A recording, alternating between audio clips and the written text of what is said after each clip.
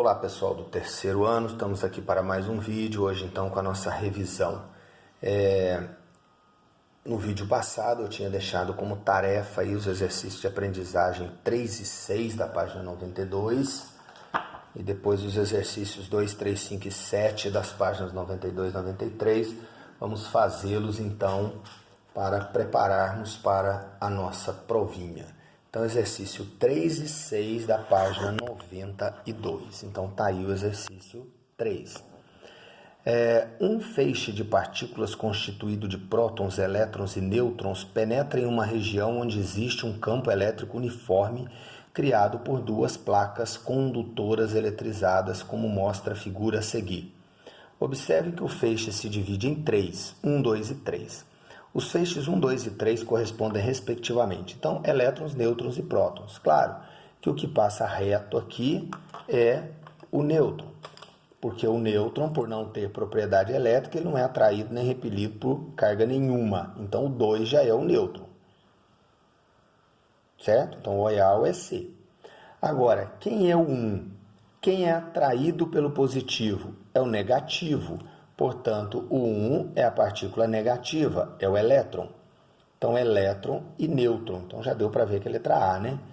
E o terceiro, ele é atraído pelo negativo. Quem é atraído pelo negativo é o positivo. O positivo é o próton. Por que que a curva do próton ela é uma curva mais suave? O elétron ele vira de uma vez. Aí está relacionado com a massa, né, gente? Com a questão da inércia.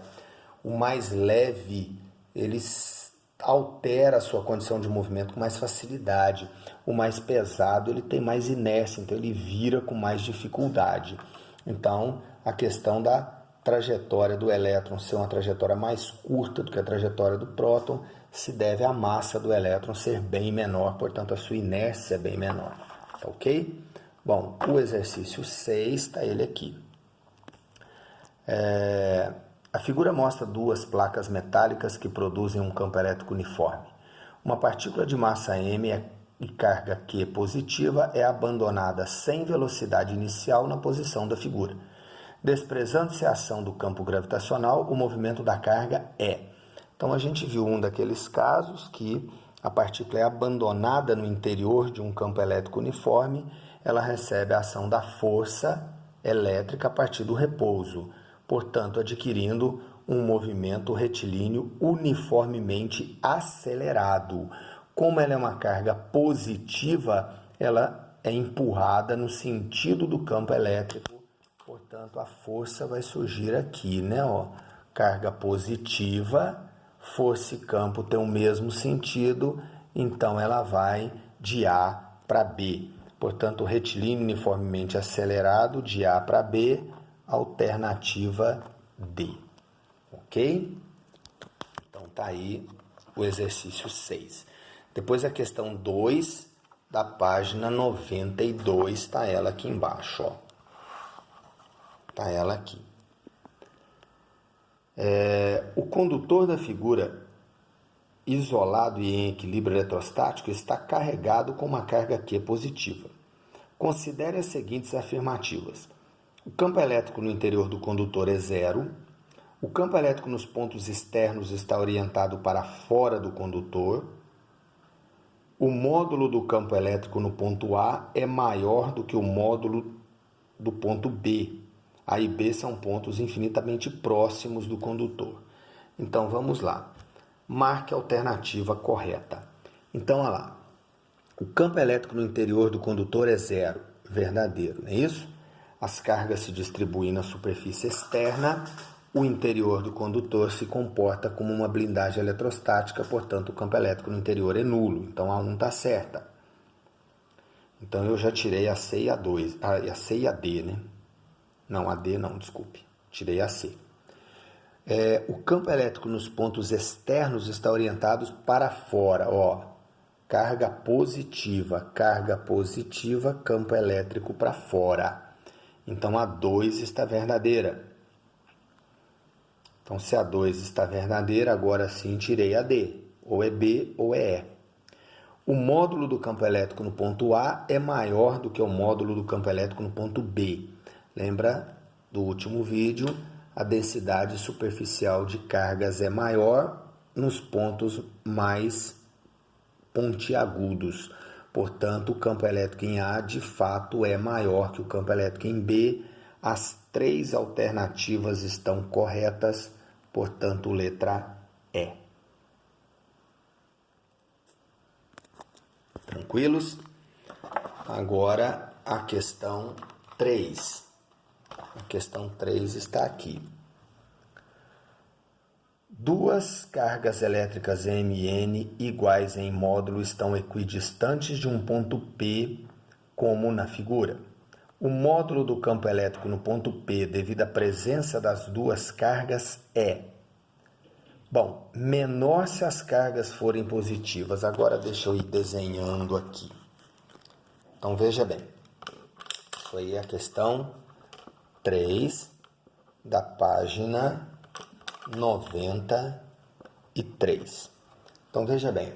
Eu tenho aqui a carga M e aqui a carga N. E aqui o ponto P. Então, gente, o que nós temos? Se as 2 cargas forem positivas, então se as 2 cargas forem positivas, aqui nós vamos ter um campo para cá. Se essa outra carga for positiva, nós vamos ter um campo para cá. Como ele está dizendo no exercício que as cargas são iguais em módulo, os 2 vetores campo elétrico são iguais. Em módulo, tá? Porque a distância é a mesma e tal. Então, pela regra do paralelogramo, pela extremidade de um vetor, traçamos uma paralela ao outro vetor, de modo que o vetor resultante vai ser, então, aqui. Então, aqui o vetor campo elétrico resultante. Bom, se as cargas forem de sinais negativos, como diz na letra C, vai ser a mesma coisa, só vai inverter esse sinal para cá, resultante para cá. Então, eu só inverto os sentidos dos vetores. O resto fica tudo igual. Então, esse vetor ele vem para cá, esse vetor ele vem para cá. E a resultante ela vira para o lado de cá, mas os módulos são iguais. Certo? Bom, a letra B diz o seguinte: maior se as cargas forem de sinais contrários. Então, vamos fazer aqui com sinais contrários. Ó. Aqui a carga positiva, aqui a carga N negativa.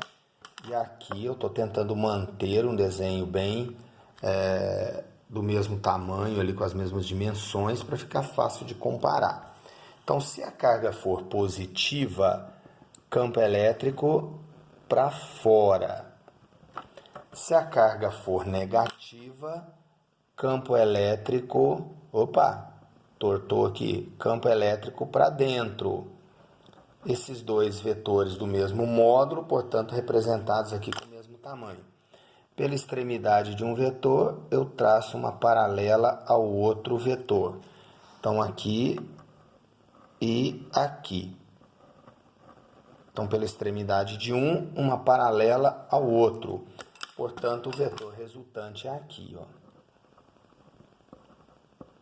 Então, observe, gente, que a resultante, nesse caso, ela é bem menor do que nessa. Ok? Então, vamos lá. Ó, pegando tudo aqui agora. Ó. Menor se as cargas forem positivas? Não, ó. Maior. Maior se as cargas forem de sinais contrários? Não, aqui ó, menor. Maior se as cargas forem negativas? Sim, só que para o lado de cá. Independente dos sinais das cargas? Não, aqui ó, quando eu troquei um sinal, o campo ficou menor. Ó. Então, letra C, o campo elétrico será maior se as cargas forem negativas, ou seja, maior se as cargas forem de mesmo sinal. Tranquilos? Então, alternativa C.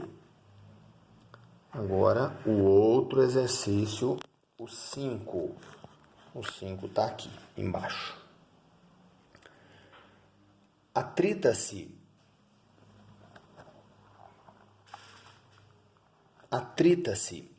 um bastão com lã, de modo que ele adquira carga positiva. Aproxima-se então o bastão de uma esfera metálica com o objetivo de induzir nela uma separação de cargas. Essa situação é mostrada na figura. Pode-se então afirmar que o campo elétrico no interior da esfera é. Então, no interior da esfera, o campo elétrico é nulo em todos os lugares. Por quê? Porque as cargas induzidas se distribuem na superfície externa, certo? Ficando o interior eletricamente neutro, funciona como uma blindagem eletrostática ou como uma gaiola de Faraday. Ok? Então, alternativa D, nulo em todos os lugares no interior do corpo em equilíbrio eletrostático. Bom, vamos para o último das tarefas, que é o exercício 7. Então, está aqui o exercício 7. Ó. A figura mostra duas esferas carregadas com cargas de mesmo módulo e de sinais contrários, mantidas fixas em pontos equidistantes do ponto O. Considerando essa situação, é correto afirmar que o campo elétrico produzido pelas duas cargas não pode ser nulo em nenhum dos pontos marcados, pode ser nulo em todos os pontos da linha XY, pode ser nulo no ponto P e Q, pode ser nulo somente no ponto O. Então, a figura mostra duas esferas carregadas com cargas de mesmo módulo. Então, aqui, gente, fazendo o próprio desenho, ó, o que vai acontecer no ponto Y? Ó, a carga positiva vai dar um vetor campo... Opa. A carga positiva.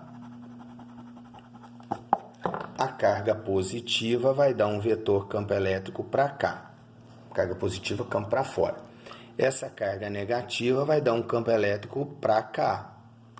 Portanto, aqui nós vamos ter uma resultante nesse ponto que é para cá. Então, ali no ponto Y ele não é nulo. Mesma coisa no X, gente. Aqui, ó, positivo vai dar um campo elétrico para cá, negativo vai dar um campo elétrico para cá, o campo resultante para cá. Então, em X e Y, a situação é a mesma.